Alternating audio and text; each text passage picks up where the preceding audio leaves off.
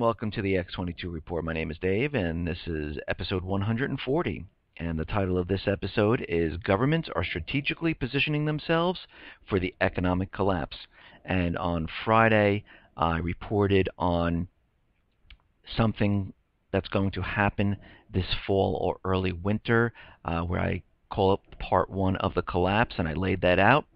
Saturday, I talked about the power grid drill that is going to happen in November, and now there is even more news and more warnings that are coming out, and certain things that don't make sense, and this will just add to what I have been saying, and we will go through everything in this report. But let's get into the economic collapse news first, and then we'll get into what I believe will happen during this fall or early winter. Now, Spanish banks, their bad loan ratios are edging higher, and it really is not a surprise because when you have people out of work, people who can't make payments, we're going to see more bad loans. I mean, it just all makes sense. And the more people who are unemployed, the worse it gets. The more that governments and banks have to try to borrow or do whatever they have to do to survive, and it's just unsustainable. It just cannot be done. And we see this as a perfect example of Greece because that was test one. Let's try bailouts. Okay, we did the first bailout.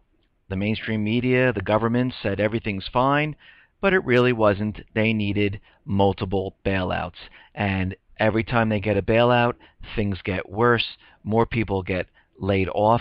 More unemployment numbers go up, and it's just getting worse and worse and worse. So then they did test number two. Let's try this in Cyprus.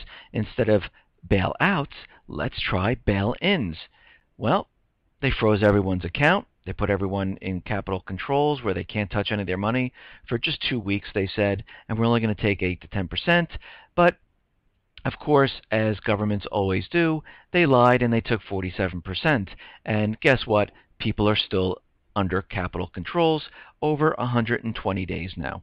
So bailout didn't work, bail-in didn't work. So these two tests, they realize it doesn't matter where they take the money, because if you don't have revenue coming in, you can't support the system. And as more and more people lose work, it gets worse and worse and worse. And I mean, we're seeing this here in the U.S. Now Saks is reporting weak second quarter sales. They have deeper losses, and this says Saks Inc. on Monday reported a deeper than expected second quarter loss after disappointing sales on shoes and handbags, and it forced the luxury retailer to mark down their prices because even the wealthier people are having a tough time affording these expensive shoes and bags. And we're seeing this not just happen in the wealthy sector, we're seeing it starting to happen all over the place. We're seeing it in Macy's, Nordstrom's, Kohl's, Walmart, Costco, Office Max, and we're seeing all of these stores report lower sales. We're even seeing more stores report that they're actually closing stores. Best Buy, Barnes & Noble, Radio Shack. Well, JCPenney, we know that's just a disaster.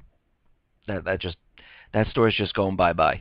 And we're seeing this happen all over the place. And from all of this, I mean, we're seeing it's the destruction of the entire country, and especially the middle class. And just some statistics about this is 76% of Americans live paycheck to paycheck. 27% of Americans have no savings at all.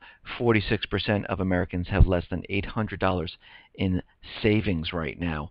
And most Americans right now are working as temps and or have more than one job just to make ends meet, especially with food getting pricier, products shrinking down, so you're getting less for your money, and this way the manufacturers don't have to show that the prices are actually going up, so they're just making things smaller.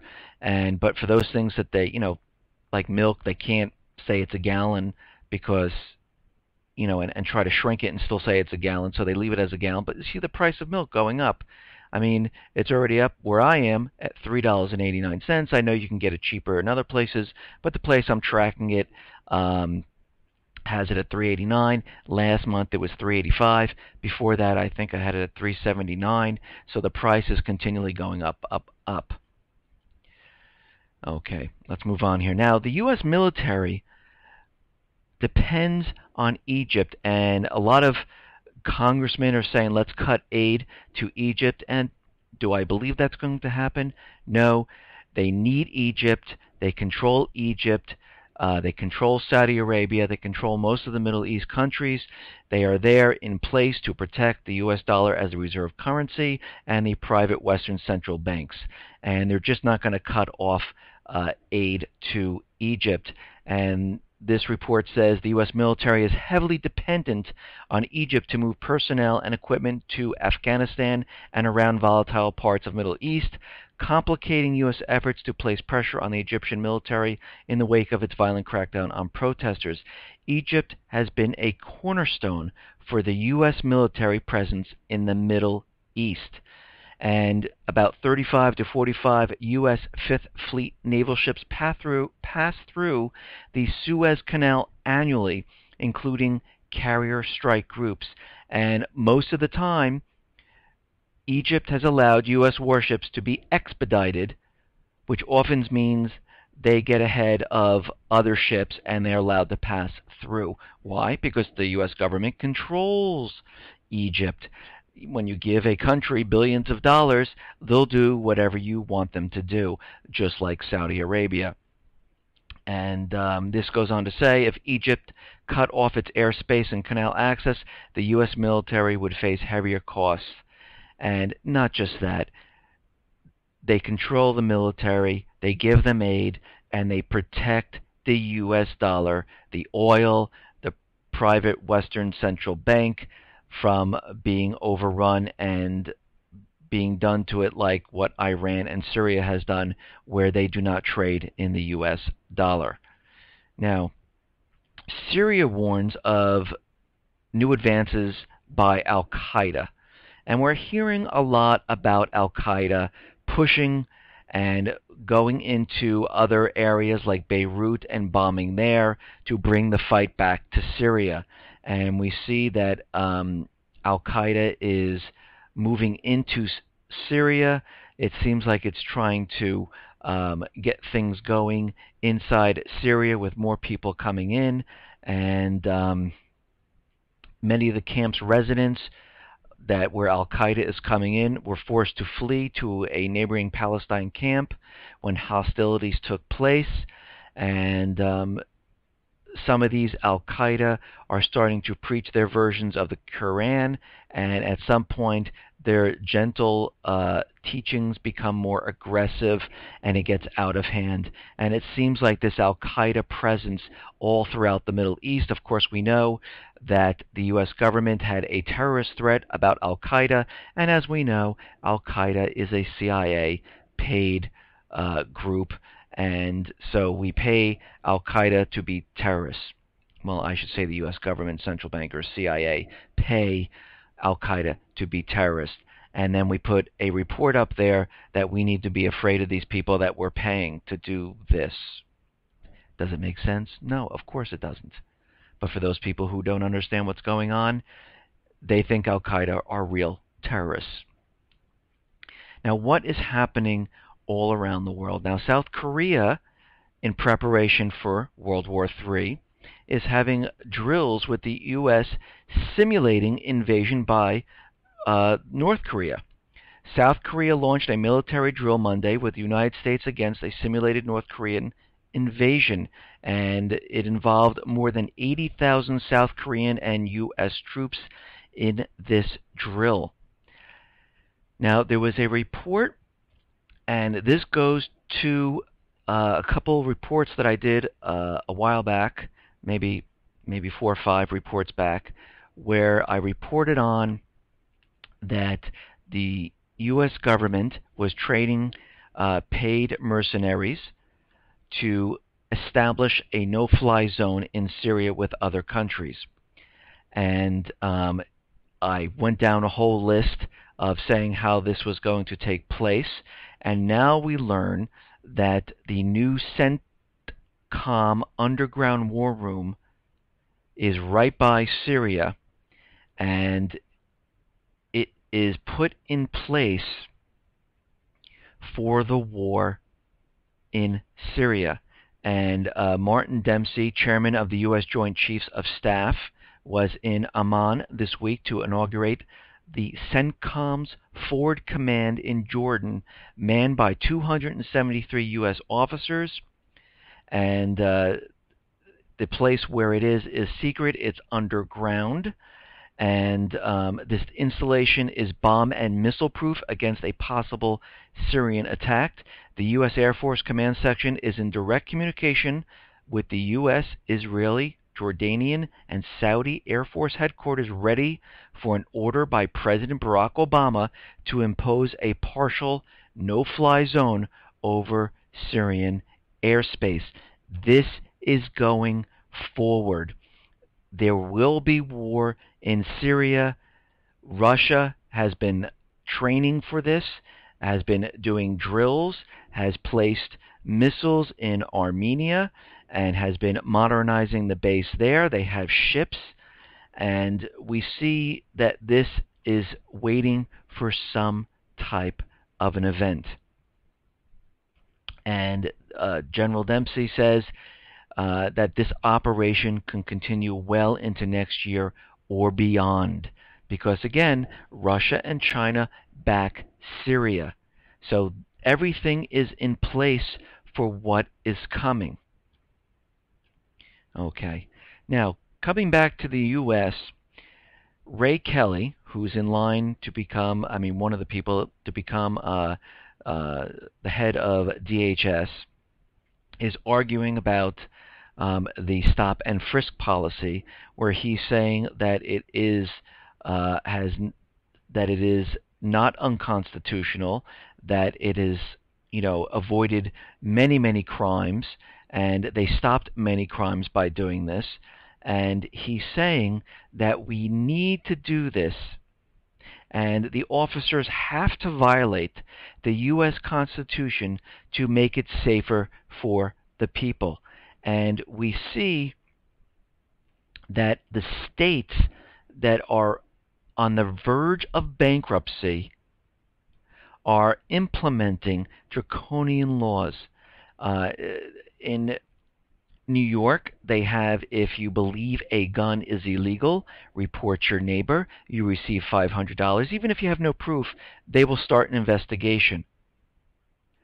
They also have the gun confiscation that's going on now, where they're looking at medical records. Even though if someone has no history of crime, violence, or anything on their record, if they taking a medication or they have psychological, they visited a psychologist or psychiatrist, they are asking for their permit back and to get rid of their weapon, which is completely unconstitutional, and it violates the Second Amendment and many other rights in the Constitution.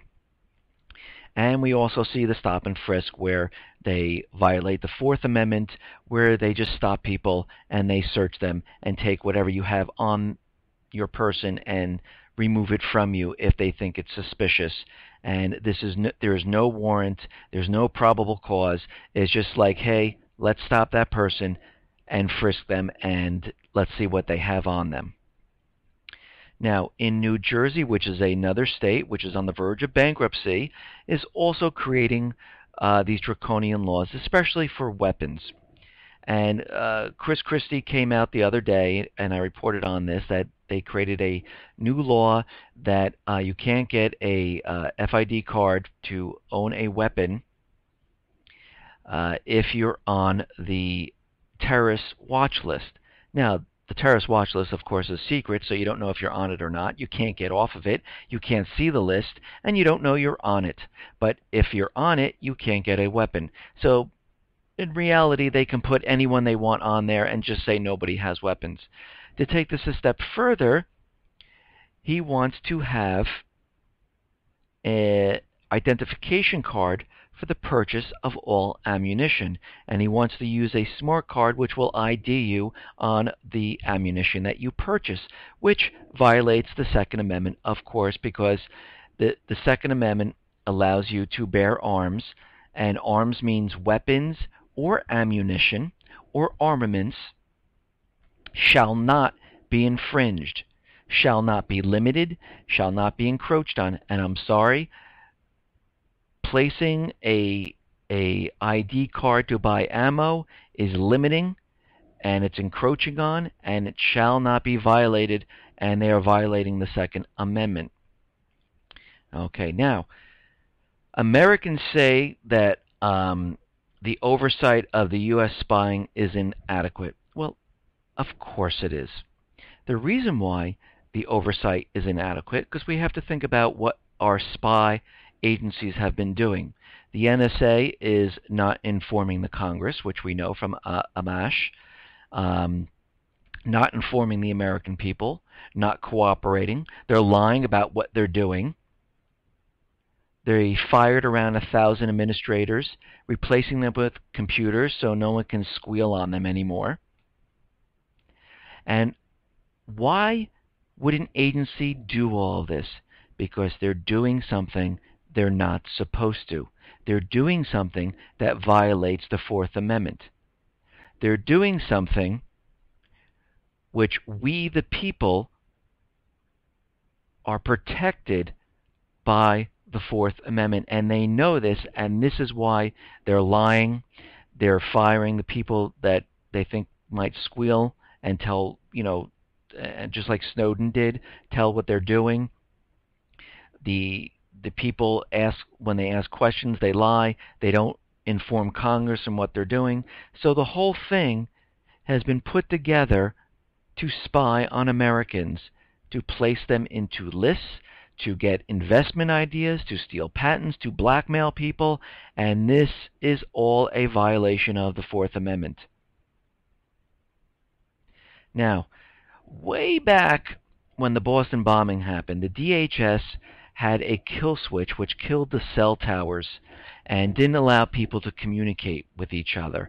And back then, there was an article about a kill switch, and what the DHS didn't realize is that people could still take pictures with their phone, and when the cell towers turned on, they were able to transmit these pictures, which kind of messed up their entire false flag event.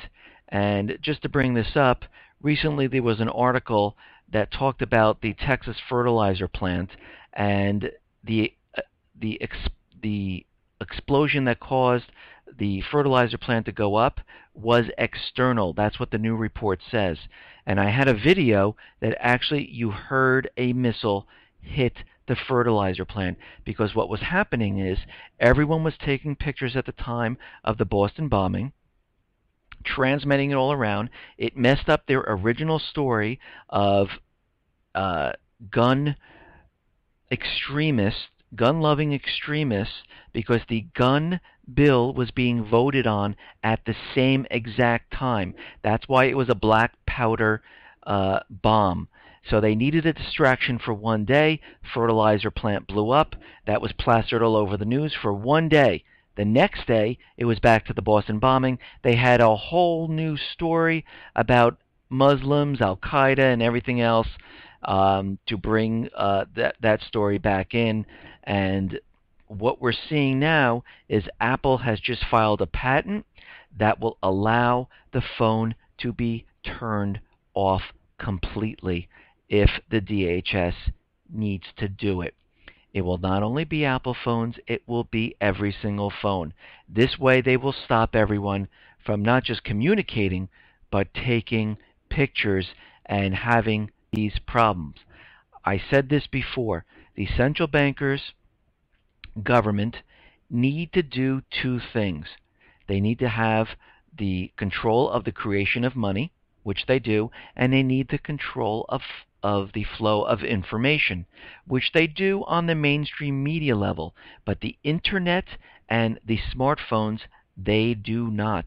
And they are trying to crack down on this, and that's why you see CISPA still pending in the Senate. You see other laws that are pending to all crack down and eventually remove the alternative media, remove the people's ability to take pictures, and this is why this is happening, because they need control of the internet and your smartphone to complete the full control of everything. And right now they do not have it. Now, I wanted to get into what is going to happen again in this fall, early winter. Now, we understand the Fed has just reached the $2 trillion of Treasury bonds on its books. And what this says here is that they, in August 7th, they own 1.99 trillion, and now they reached 2.001 trillion August 14th, 7 days later. And the breakdown, okay, the $2 trillion in Treasury securities now owned by the Fed equals 16.7% of the U.S. government's debt held by the public. Another $5.6 trillion in U.S. Treasury securities is owned by foreign entities. After the Fed, entities on mainland China are the largest owners of the U.S. government debt, holding only $1.27 trillion. And as we know, the Chinese are starting to unload their treasury bonds. Same thing with Japan, and other foreign nations are starting to unload their treasury bonds. But let's take this a step further and see what else is going on in the world that will lead up to this fall-winter Part 1 collapse. Now, the United States and Russia, now we know the United States and the Middle East countries make up OPEC, okay? And Russia produces about 653 billion cubic meters of gas in 2012, while the U.S. produced 651 billion cubic meters, making them the top two producers in the world. Now, paralleling the Organization of Petroleum Exporting Countries, OPEC, the New York Times calls it a gas OPEC. GECF is a bloc of countries whose mission is to fend off U.S. and Western power dominance of the global gas trade. There are 13 countries that make up the GECF, and these include Russia, Iran, Bolivia, Venezuela, Libya, Algeria, and others. So we have the Western central bankers owning OPEC, and then we have this bloc of countries, the GECF, and they're both fighting to be the dominant gas producers. And this is the new 21st century gas Cold War between U.S. and Russia. So we're seeing this start to happen here. And the other thing we're seeing now is, we heard about the real estate, how it's doing so well and everything's going perfectly and the housing market is fantastic. Obama was on his campaign trail to let all the Americans know that the housing market is returning. But we know that mortgage applications have been falling. We know that the traffic to new construction, reported by D.R. Horton and others, have been falling. We are now seeing the sales of homes fall. We realize that most of the housing purchases are being purchased in cash, and those houses that are purchased are multi-family homes, and they are not single-family homes, and those homes are being purchased by hedge funds and other investment groups, and they are propping up the real estate market. and they're finding that Freddie and Fannie are now, doing some type of tricky accounting and not showing what they really have on their books. And this goes on to say that the tape will already actively being priced in, although certainly not fully, for a catalyst on when the untaper talk will start. Look for the GSEs to return to their old sorry shape. That will be the warning light for when the Fed will actively contemplating how to boost QE once more. And we are going to see this happen because it looks like with the amount of treasuries and they're on the Fed's books, with the talk of taper, with the central banks telling all central banks to start to taper because they're creating bubbles, and also now that Fannie and Freddie, we're seeing that they have a lot of unaccounted for losses on their books. But let's go further now. Now the Fed just came out and tells big banks to improve capital planning. And this goes on to say that big banks must improve the way they determine how much capital they need to withstand any future crisis, the U.S. Federal Reserve said, citing observations from regulators' periodic testing on the bank health. And there are some banks that are not prepared, and also they don't go into what happens if interest rates rise, if there are bank runs, if the stock market drops 20 to 50%. They don't include that in their stress test on the banks. Now, the Al-Qaeda militants urges attacks on U.S. diplomats. An American Al-Qaeda militant has called for more attacks on Western diplomats in the Arab world, praising the killers of the U.S. ambassador in Libya on September 11th last year.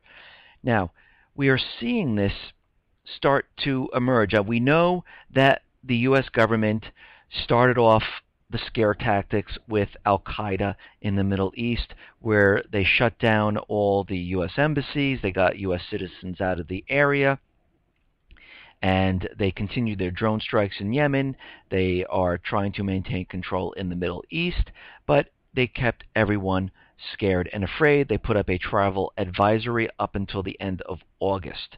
Now, Al-Qaeda now, there's news that they're targeting European rail networks, and this goes on to say that Al-Qaeda is plotting attacks on Europe's high-speed rail networks, and the extremist group could plant explosives on trains and tunnels or sabotage tracks and electrical cabling. Now, we have that right there. They are pushing the Al-Qaeda agenda forward. But let's move on a little bit more. There was another report that states that nuclear reactors are vulnerable to terrorism. Now, there's about 107 nuclear reactors in the United States that are not protected from terrorist attacks, according to the Defense Department Commission report released Thursday. The report by the Nuclear Proliferation Prevention Project at the University of Texas warns that the current security required of civilian-operated reactors fails to safeguard against airplane attacks, rocket-propelled grenades, and more than small handful of attackers. And this goes on to say there are 104 nuclear power reactors and 3 research reactors, none of which are protected against a 9/11 style terrorist attack. Now keep that in mind, 9/11 style terrorist attack. And Alan J. Cooperman went on to say that this leaves U.S. nuclear facilities vulnerable to credible terrorist threats of theft of bomb-grade material and sabotage that could cause a massive meltdown and release of radiation. Okay, now we see Al-Qaeda in the Middle East. We had this huge warning all the way up to August 30th of travel advisory. They locked down the embassies. They're pushing Al-Qaeda throughout the Middle East, trying to bring the war into Syria. We have ships standing by outside of the Gulf of Aden and the Persian Gulf, 2 aircraft carriers and another warship. We also see that they have an underground bunker set up with 273 officers, 1,000 troops standing by, roughly around 3,000 paid mercenaries to go into Syria with other countries to establish a no-fly zone. We understand that Freddie and Fannie have been cooking the books, and they have much, much more losses than they're reporting. We understand that the Fed is buying up all the toxic real estate and monetizing the debt through Treasury bonds, and they are $2 trillion worth of Treasury bonds. Japan and China are dumping their Treasury bonds at this time, and other foreign nations. Now, what's happening is, I said that and we also have September 30th is the end of the fiscal year to provide weapons to the rebels, because the budget and the ends for that, and they would have to go back to Congress and redo this. We also have the gun bill, the UN Arms Treaty, and the CISPA bill pending in the Senate as of right now. And believe me, there's a whole list of other things, but I'm just highlighting just what we have right here. And I talked about cyber attacks. So we know that there's a New York power grid cyber attack drill taking place in November. That was reported by the New York Times, and we've seen that the Syrian Electronic Army has been cyber attacking CNN, Washington Post, and the U.S. government, along with the United Kingdom, European nations, Australia, Canada, and other places have also been reporting cyber attacks. And this has been going on for a year and a half, and they talked about, the power grid and the infrastructure, water, all susceptible to cyber attacks, and the grid would go down, and also that banks are susceptible to the cyber attacks, and the only nations that could do this are advanced nations like Syria, Iran, North Korea, Russia, and China. And just recently, New York Times went down the troll. They're saying it's human error, and what happened was they made an update to their servers and the backup servers at the same time, and the whole system went down. I'm sorry, that's just ridiculous.